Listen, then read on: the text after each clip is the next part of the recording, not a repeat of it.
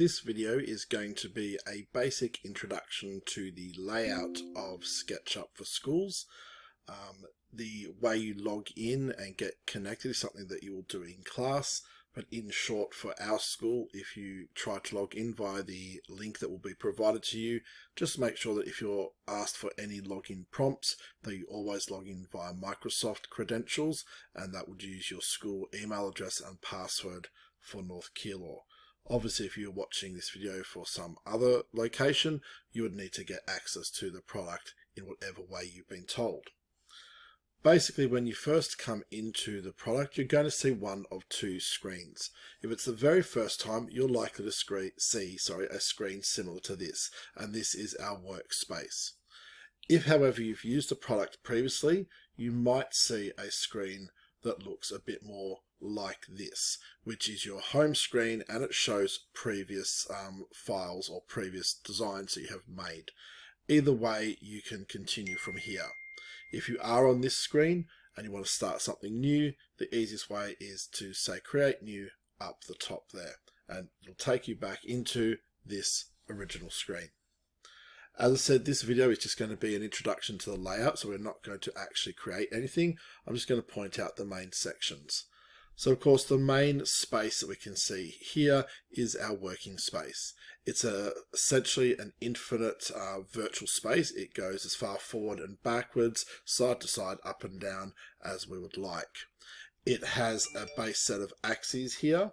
The axes are similar to ones that you will have already seen before. So you've got a red axis, which is your X, which is your horizontal. You have a blue axis, which is your Y, which is your vertical. And now that we are working in 3 dimensions, we also have a green axis, which we often call our Z, or our depth as well. We also have a little character here. This character does change over time with different versions, but this is simply a drawing that's actually been made in SketchUp, and it gives you a little bit of perspective as you first start your model, because this person has been drawn to be the what's considered the average adult size. So it gives you a little bit of perspective, but we'll usually end up deleting him or her pretty much straight away. On our left-hand side here, we have our tools. These tools are the ones that we'll actually use to draw and create within our workspace. And we have our main set of tools up the top here. And then you might just see there's a line at this point, and then the last 3 are tools that will change depending on when you've last used them. So if you're looking for a tool that's not there, just below you can see here we have 3 dots, and that pops out the full set of tools. So the ones above the line should always be there. They're the most commonly used, but the 3 below will change depending on what you've used. But if you can't see the tool you're looking for, pop out the menu and get all of the options available. And on the right hand side, we have tools that are really about setting up and configuring our workspace. So they don't actually really draw or change anything on the screen per se, but they're useful for configuring and adjusting the way our workspace looks. The only thing that really changes things later is the painting, if we want to paint a material, but again, we'll come to that much further down the track. We also have up the top left a small menu. The 3-bar menu is a pop-out that gives you things like save, import, export, going back to that home screen that we saw before. So that's useful for those sort of file controls. We'll talk about options there at another time. Where it says untitled, that is currently the name of this file because it is brand new. It doesn't have a name, and you can click on that to go essentially to the save as, where you can choose your location. In my case, I only have access to OneDrive, and then down the bottom, it's just gone off my screen, sorry, you can also change the name. So it's off the screen for recording, I apologize, but just a bit lower down is the name location. So when you do rename it, or save it with a name, sorry, you'll see the name of your file up the top. You have forward and backwards, and you also have an indicator as to whether you've saved this file before or not. So currently all changes are saved. If I was to make a change, in fact, I'll do something really quickly. If I draw something, you'll now see that that is saying, hey, you have not saved, and I can simply come up here and click on that again to save. If I've already named it, it will just save straight away.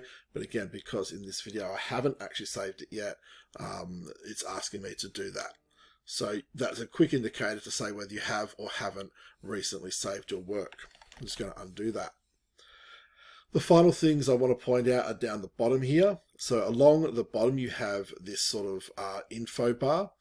When you choose a tool, these bits of text down here on the left will change to give you some quick pointers or information about how that tool can be used, including ways that you can adjust it. So for example, with the tool I've chosen now, which is my rectangle tool, it's saying that if I hold down the control button, I can toggle whether I'm selecting something from the center of the rectangle or from the corner. So by default, when I draw, it's going from the corner, but in this case, you can see it's going from the center as I go outwards. So I can toggle that by how I use the control button. And also arrow keys will also toggle my drawing planes. If I want to make sure I draw on the X or Y or Z, I can use those. So that is really useful. And as I change different tools, you'll see here that the text changes with different little hints as to things that I can do. I also have the option of the mouse here. That mouse is very useful if you need to change between using an actual mouse, which I personally recommend for several reasons, or using a touchpad. So if you click on that, you get those two options. If you do have to use a touchpad on a laptop, make sure you do choose this option because it gives you some level of zoom with pinch and all that sort of stuff. But if you do have access to an actual mouse, especially with a scroll wheel, I strongly encourage you to make sure you set that to mouse so you get all the features of zooming and rotating. Again, we'll talk about that a bit more later on. And finally, the last thing on the right hand side is our measurements box. And this is going to become very, very important as we do draw things, as we make changes in our environment. For example, if I draw a line here, you'll see down the bottom in that right hand box, it's telling me how long that line is. And then I can also use that box to set my own measurement, which is something that we will definitely be learning very, very soon. But for now, just be aware that that box is there. There are, of course, a lot of other tools and functions around that you can find, but that is a very quick tour of the environment that we're working in. So it gives you a bit of a layout of where things are, and you can then go and look at one of the next videos where we'll start actually using the product.